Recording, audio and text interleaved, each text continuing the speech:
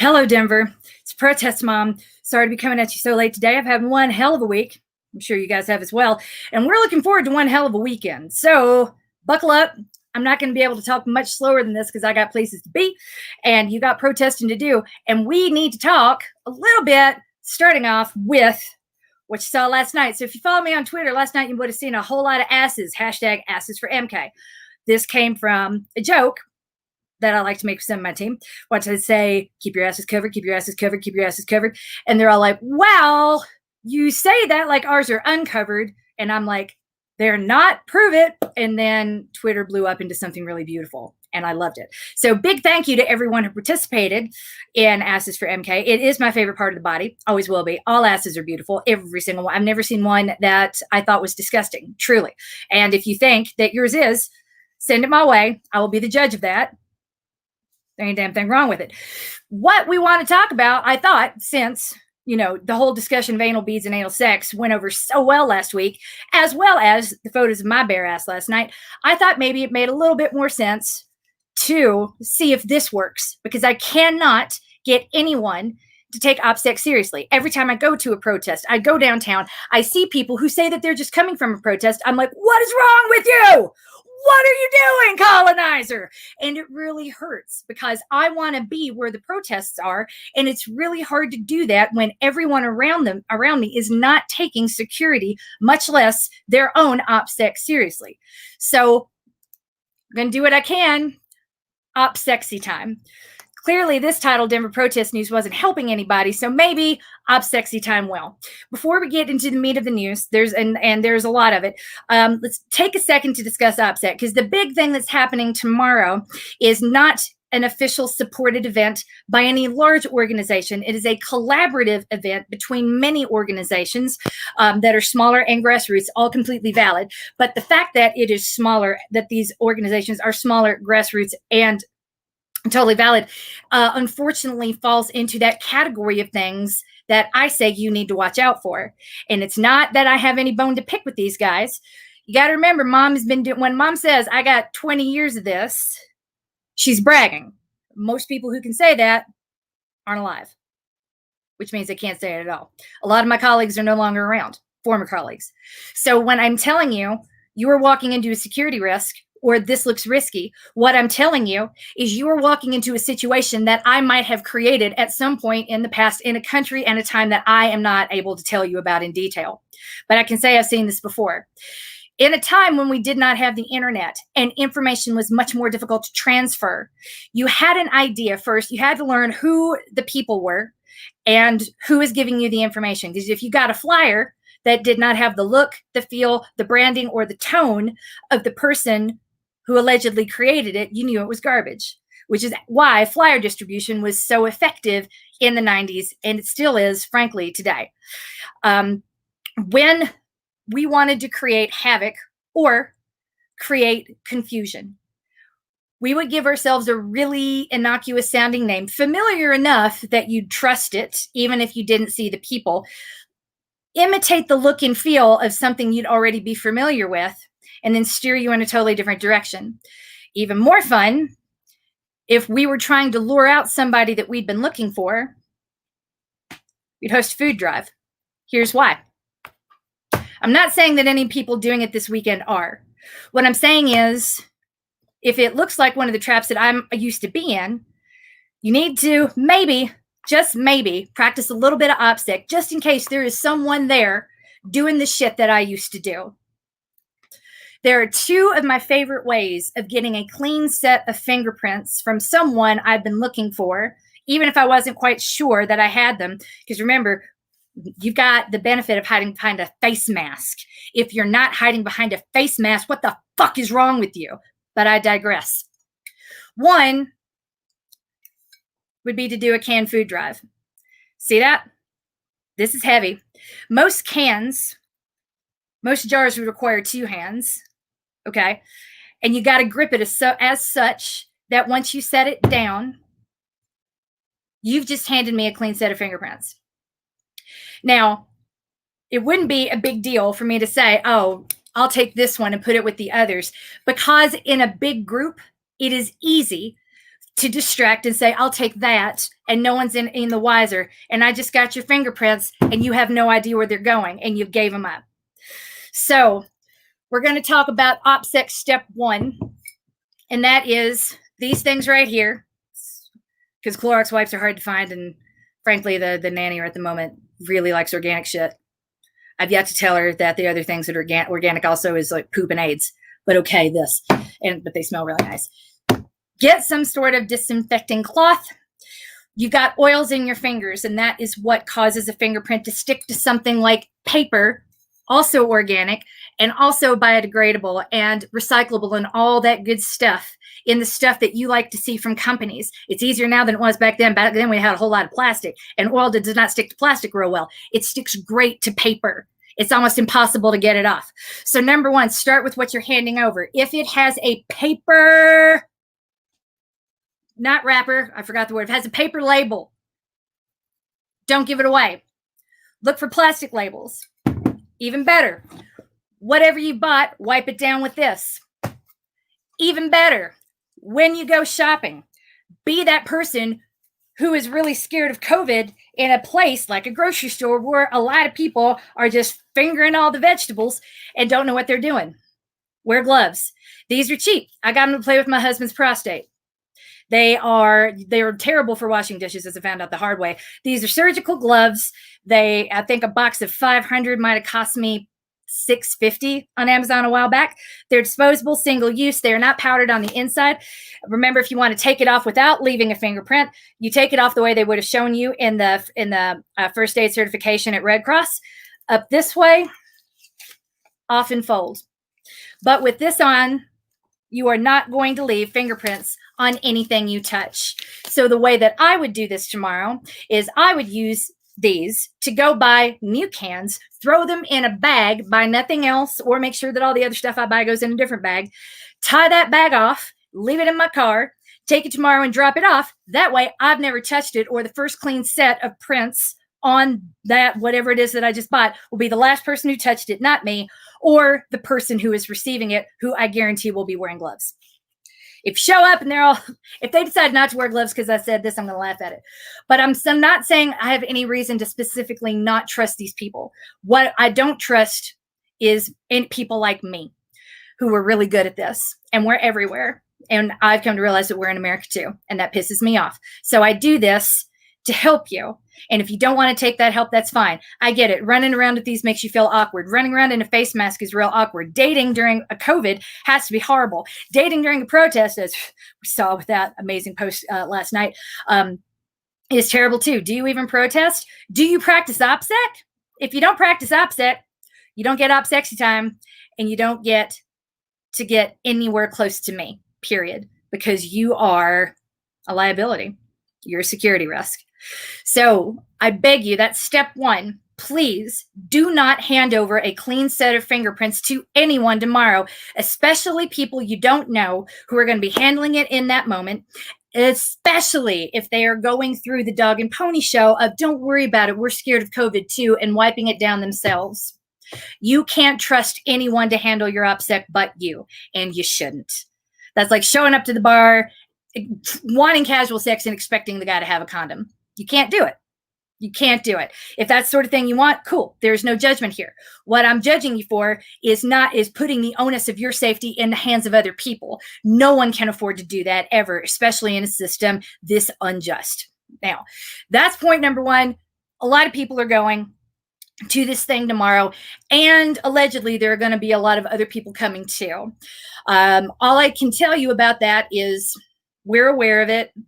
My team and I are going to be working on that nonstop tomorrow, doing the best that we can. So as you've seen recent weeks, it does not make sense to show up armed to the Capitol. I'm officially recommending that you do not show up armed to the Capitol tomorrow unless OPSEXYTIME for you starts with an arrest. There are other ways to play with handcuffs. I would love to discuss them with you. Please don't involve the police in your handcuff play. Please. It's not fun. It's not safe. And you will get COVID hanging out in that jail because they don't really give a shit about any of us. Okay. The third thing I want to talk about is the voter registration rally on Sunday in the Greek Amphitheater. Please go to that. It's National Coming Out Day. Come and show some support and double check that not only are you registered, but learn some of the tricks that will be used to keep your vote from being counted. They're manifold and it is horrifying. So take a few minutes to come show up, engage, and show some support to a community that has been begging for attention since Stonewall. By doing so, you're aligning yourself with some of the most vulnerable out there, even if this isn't the sort of protest that's going to be remembered or talked about or discussed in elementary schools 30 years from now. If you're selective about only showing up to those, then frankly, your allyship is kind of bullshit. I'm perpetually confused by the people who get really excited to give away their fingerprints at a canned food drive, but think that a voter registration drive is lame. It's not part of the movement. And I'm like, take a look at any movement. That shit was organized. There was a lot going on. It wasn't, you only hear about the sexy stuff in retrospect, but a lot of that didn't start out as particularly sexy. We're going to walk across a bridge. This guy's going to give a speech. Everything and every type of conflict has arisen from a rather mundane type of situation. So when you miss out on something that doesn't sound sexy, you're missing the movement as a whole. Please, please, please, for the love of God, show up on Sunday for our LGBTQ community. Show up for our communities of color. And I get that you can't do everything. If you could do one thing, just one thing, I would beg you to make it the voter registration drive at the National Coming Out Day at the Greek Amphitheater that's being hosted by Iris Butler, who I love, and Trawanda, who I also love. Go see what they've put together. It's going to be spectacular. Another thing I want to beg you to do, you can't opt out of city council. You can't do it because in the midst of all of this, while we wait for the vote, it's going to be very distracting, worried about this national election and forgetting that right now, if we truly want to defund the police in this moment, we do that by taking money away from the police in the budget. That happens at city council, and the mayor is pushing us really hard right now to not do that, to do anything but that. If you saw what was happening with the Allied contract, I live streamed about that with Candy Tabaka because really you needed to know that we were hanging out. I got to spend the whole day with her because no one else showed up. You want one-on-one time with Candy Tabaka? Show up to city council, show up to committee, let her know you're coming, and she will sit there and explain the issues to you. She is amazing. I've never seen anyone in city council quite like her. We can't afford to drop the ball on the legislative and policy changes that we want to see happen in order to create the society that we want to live in, as well as the safety of every member of our community together. If you feel like you don't have a voice, if you just discovered that, hey, there aren't enough slots in public input, cool, welcome to the party. Sit with me. Even if I don't show up in person, I will find a way to bring you on. You see that I do this live stream. I could wait on city council because the first hour is always boring. We could razz during the public input session and then continue with our own public input session, throwing out everything you want to say into the universe. If you weren't selected, we'll find a way. Tell me. And then on Monday night, I will give each of you as much time as you want to say whatever the F you want, cutting it off only to join during the Allied security contract discussion, which will be happening on Monday night. Does that make sense?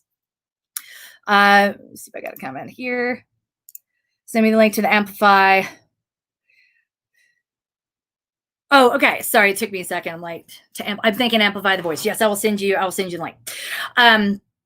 But so this is the final thing. I will get that together over the weekend and I'll share it. If you have any interest in making your voice heard, if you have not yet been selected to do so at City Council, I will let you use my platforms. When I do these live streams, I'm live streaming to 7 different locations simultaneously. Any number count, view count that you see, like I think you see 1,000 on Twitter, it's actually multiply that by 7, and that's how many views I'm getting on each platform between Twitch and Twitter, Facebook, all the private Facebook groups, etc.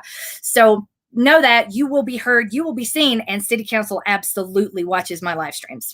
And I know who their aides are, I know what their handles are, and I know when they're popping in too. So you will be seen and you will be heard. Even if you aren't sure of it, I can assure you that you will be. Now, this is the hard one. And this is the one that's going to sound a little even more out there than please don't hand over a clean set of fingerprints to anyone you don't know. And that is, my phone's tapped. I know this. I can tell. I've spent a lot of time over the last week having a lot of fun with that. If you want a show, I will give you a show, motherfuckers. One of the tells that you are being listened to, and it's not the old-fashioned way, if you've ever watched Goodfellas, like, don't use the home line, because there are FBI agents sitting in the alley listening to every word that comes out of their mouth on the phone, or even the movie Heat, where you see, like, the women would talk for 3 minutes until the FBI agents clicked off and then the men would get on. None of that applies in a digital world. In a digital world, they now have algorithms that they tap your phone. What that means is they clone your phone. If part of your security protocol right now, let's say that is that you lose your phone, you lose your password, forget your password, and it says, give us your phone number and we will text you a code. Okay. You need to stop doing that, because anyone, any decent hacker is going to have enough skill to clone your phone, which means once they start trying to get into your accounts, they'll have that code once Google sends it to them. 3-factor identification is critical. Instead of worrying about who's listening and when, you need to start practicing a little bit more OPSEC, not just by using certain applications. And granted, some things like Keybase and Telegram are much, much, much more difficult, as long as your group isn't infiltrated and you know everyone who's in there and you don't add people willy-nilly to it, and you're not, and part of OPSEC is not allowing anyone to add people willy-nilly to a group, no matter who that group is. It's terrible security protocol, by the way. The best way to keep yourself clean is to, number one, buy a burner phone. If you don't have one yet, please get one, and make sure that you have all sensitive conversations on that burner phone alone. And hear this now. That burner phone does not have Bluetooth turned on ever, so that your other phone can't find it. Even better still, keep that burner phone as fucking far away from this phone as you possibly can. And that means like a mile away. Mine I have more than one, live in storage lockers around town, different places. They're easy to find if you're ready to look. It's old school, but it's effective. It is very, very, very, very, very difficult. I dare you, if you want to see, let's see, if any of you can figure out my burner phone and its number, I would love for you to give me a call. Part of the way I do that is by doing a lot of things really the old-fashioned way. And if it's that much work, the FBI, the DHS, are going to sit around and say, is this person really worth it? They're going to pivot to someone else. So, I tell you that to tell you this. They're going to be looking. They're going to be listening. If you've looked down the alley and seen a Ford Explorer following you or waiting for you, if you've looked in the rearview mirror after taking the wrong turn a couple of times and still see the same car, if you drive to Lafayette to take your kids to a roller skating event that you didn't realize was in Lafayette because there's more than one Arapahoe Road, oops, and there's a car behind you the whole way, even though you're lost and you're not sure where you're going, and that car follows you back, they're that obvious about it. They're not real smart, and they're not real, or they probably are very smart. They're not real subtle. They're almost as subtle as I am. What they're counting on is you not paying attention. Please pay attention. Basic OPSEC. Buy a burner phone. Keep it nowhere near this phone. Don't give away your fingerprints, and look in your rearview mirror to take stock of who might be behind you. If there's someone behind you, do not panic. The odds of them pulling you over, they just want to see where you're going and who you're associating with. Because, and I say this very sincerely, DHS is convinced that Antifa has a hierarchy, kind of like the mafia, kind of like cartels. They don't believe that there is this much civil unrest.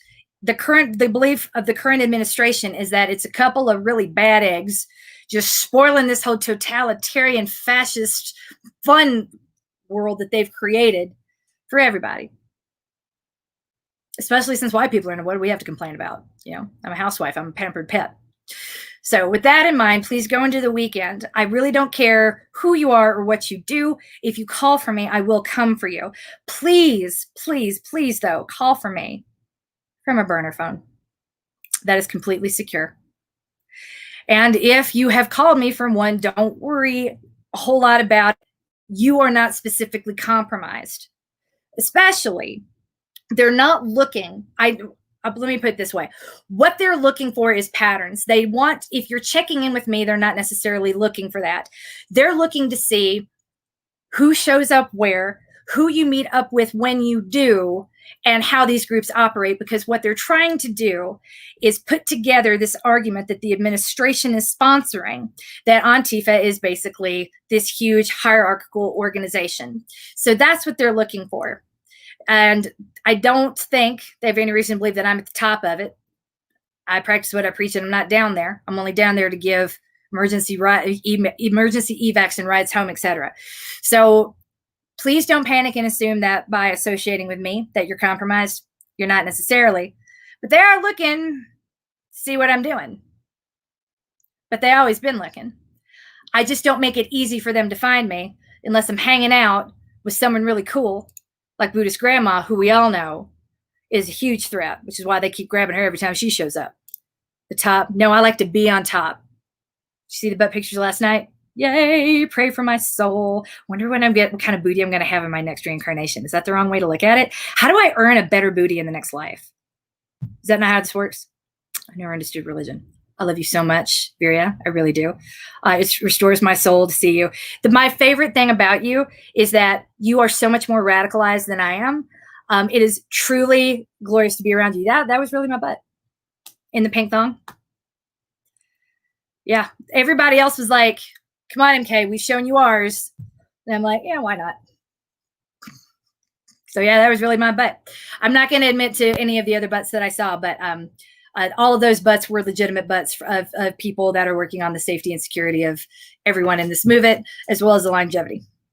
Yay. And starting with you. We love you more than anything else in this whole damn world. You're the wind beneath our wings. Buddhist Grandma, I love you. Anyway, that's that. It's the Denver protest news. I got to head downtown for my first meeting. Yay. Booty's going to stay tucked in for now. But hopefully, if you take nothing else away from this, when it comes to OPSEXYTIME, just like my timeline last night, I want you to think about OPSEC and hear my voice in the back of your head saying, keep your ass covered. That's all OPSEC is, quite literally. Okay? And please don't run around without pants on. It'll be too easy to identify, and it'd be way too distracting, at least for me. You're coached. You are loved. Let's keep winning at the revolution. No matter who you are or what you do, I will always, always come for you. Please check in with Protest Mom tomorrow. I don't know what it's going to be, but I'm expecting a repeat of what we had a couple weeks ago. It's not entirely safe.